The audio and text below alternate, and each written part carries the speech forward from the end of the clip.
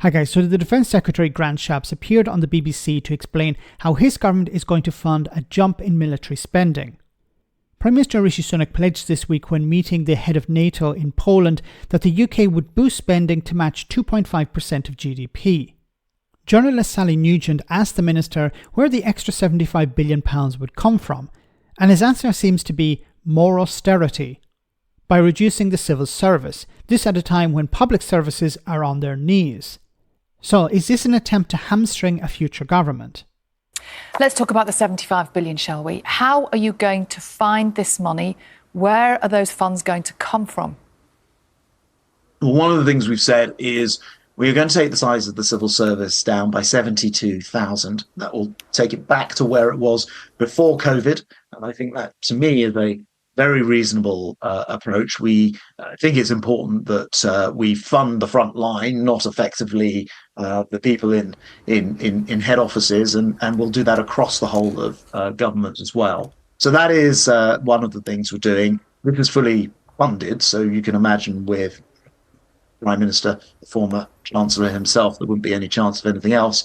And the Chancellor has been satisfied the Office of Budget Responsibility approach that this can be funded properly. The defence of the realm, absolutely the first task of any government, and that is why the Prime Minister has taken this very important step to put £75 billion more into it over the next 6 years.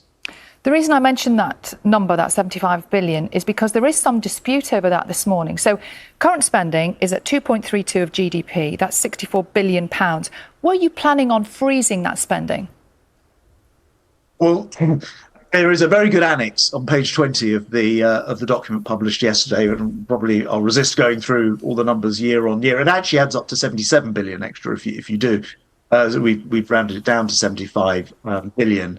But what we didn't have before was a path to get from where we were at 2.3, just under, through to the 2.5%. And when you put that in and provide that certainty, which isn't just a numbers game, it's important to send a signal to the industrial capacity of the defence sector to get on and invest, because you know where this money is coming from in years to come. And that's why it's so important. But it is a very big move. And for those interested in the detail, page 20 of the annex actually shows exactly how this money will come through.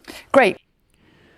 Oh, goodness. Okay. So, first of all, the Tories have been underfunding defence spend, like they've reduced defence spending in real terms over the last 14 years. And they cut the size of the army basically in half since they've been in power.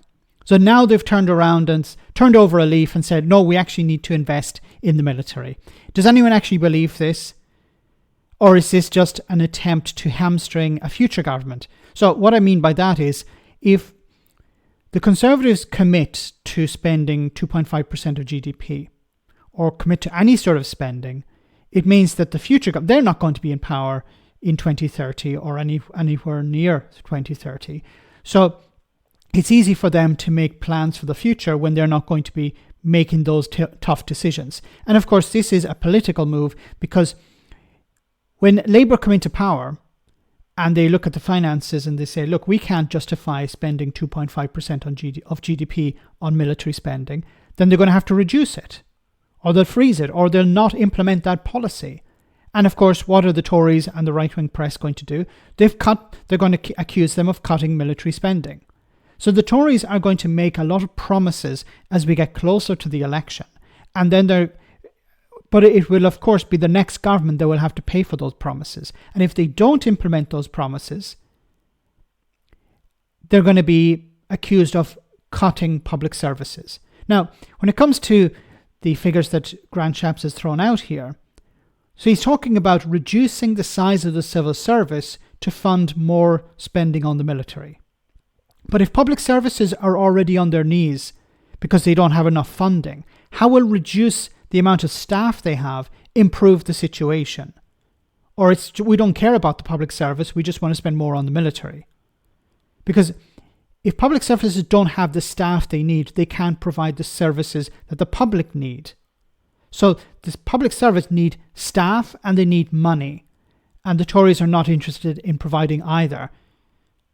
maybe even a case of reducing the staff even further to further damage public services just as they're going out the door. Maybe this is just a political stunt. Look, we're spending more money on the military as we get closer to the election. Or, well, actually, we're promising to spend more money on the military as we get closer to the election. Let me know in the comment section, guys, what you think. As always, your comments are greatly appreciated. Thanks a lot.